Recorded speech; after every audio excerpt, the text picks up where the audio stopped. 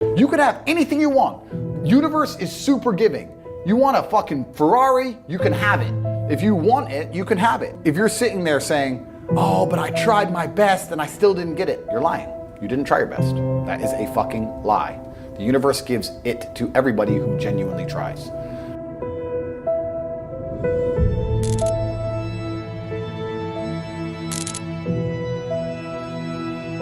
I want you to get pen and paper and write down everything you want to achieve in the next 4 years, the children you want to have, the car you want to drive, the money you want to make. I guarantee you, every single thing you write down on that piece of paper is going to come true. Because when you've come from the absolute bottom to the absolute top, and you've done it all off of your own back, and hard work and dedication, and never missing a day, the only shortcut to life is to never miss a day. One, because of compounding interest, and two, because sometimes you get lucky. And you'll never miss a lucky day if you try every day. If you don't try every day, you might miss your lucky day. And that's what people don't understand. If you never miss a day and you never don't try and you're always on time, was I late today? No, on time, and you try and improve every aspect of your life, and you're a professional, and you try and make sure that you analyze your decisions, you give yourself feedback, you don't make mistakes, you're not lazy. If you try and you make it to the top, you end up elitist, because you look at the people down below and you're like, well, why didn't you try? I did. Oh, I did too. No, you didn't. That's a lie. Most of these children today are so messed up from TikTok, they can't even focus on one page of a book, any book, because all they do is scroll. Have you ever seen someone on TikTok, how fast they change video? Yeah. Their minds are gone. You can't even sit them down and teach them anything. That's a mental trick. You have to rewire your brain. And the reason your brain needs to be rewired is because anyone who is watching this stream below the age of 30, your brain is already broken. Watch your friends when they're on TikTok. How long can they even focus on a video before they have to change? Half a second, maybe. All of your minds are broken. You can't even focus on anything anymore. You're right. You are constantly distracted to the point where you can't even appreciate the good things in your life. You're distracted. Your minds are broken. You need to rewire your mind and resist the slave programming. If you cannot control your own mind, then you go through life with zero control, zero influence. You can't control anything. You're just a feather in the wind, waiting for life to blow you from happy place to sad place to happy place to sad place, completely hoping on the gods to be fortunate to you, because if any genuine discomfort comes your way, you're fucked. Truthfully, a man, I believe, is being able to do the things that are hard or do things you don't want to do because you're supposed to do them. I think that's what a man's always been. A man is supposed to be strong. He needs to be strong, so he has to become strong. That's his job. A man is supposed to be brave. It's not that you can't feel fear, it's that you have to be brave. Oh, an attacker's here. I'm afraid, but I'm a man, so I will go and engage the attacker. It is my job. I say that life as a man is exceptionally difficult. I say the most beautiful and the most terrifying thing about being a man is you're born without value. Society doesn't care about you. You're only going to be cared about based on how useful you are. You have the chance to build yourself up and become a superhero if you're prepared to do the hard work and be indefatigable enough to never quit. But if you're going to stand around and wait for a handout, nobody's going to ever respect you. And I think that a lot of people have forgotten about how difficult and how competitive it is as a man. We're always in constant competition with each other. And it's your duty as a man to stand up and say, I want to be as important and strong and good-hearted and God-fearing as possible. And I need to work hard to achieve those things. I can't stop myself working as a person who doesn't need money. And then there's people with no money who don't work. It blows my mind. Which is why the winners are winners and the losers are losers. Losers do a little bit of work and rest. Winners work as hard as possible and worry they're not working hard enough. It's just a separation of personality types. And it's almost like you can't save these people. I have something I sent in my email recently. I said, you could give the average man a brand new Ferrari and a road map and a coffee and a full tank of gas and tell him the destination, success. And halfway along the drive, he'll quit because it's too far. No matter how well you set it up for people, they'll quit. You may have accepted the matrix telling you that you now have an excuse to fail, as opposed to using it to grow. But every single man of value went through trauma, and they went through pain. It's going to be painful to get strong, painful to get rich, painful to become important. It's going to be painful to become good with women. Your heart's going to get broken a bunch of times. You have to be prepared for the pain. If you're not ready for pain, you're never going to be anything that matters. So Justin just absolutely and utterly nailed it. My kickboxing coach used to say to me, I used to come in the gym, say, what do you hate the most? And I say, I hate running. I say, okay, you're going running. I say, why? He goes, because whatever you hate is what you need.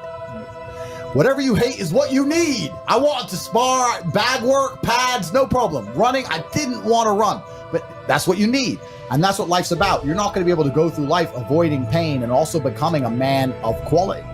You're going to have to be that guy who's been through so much shit that he can wake up and go, this ain't nothing. This ain't nothing compared to back then. This ain't nothing compared to that time. You know, and if you're not going to be that guy, then you're going to always suffer the consequences of not being that guy. There's pain to become important, and there's pain in not being important.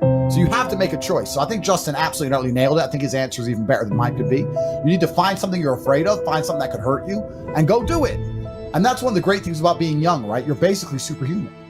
Yeah. All of us are our age. We're all in our 30s. I remember when I was 21, like I had Wolverine-like healing abilities. And this is actually one of the problems with the world today. I noticed the internet's fucked this up because we have all these youngsters who have a voice.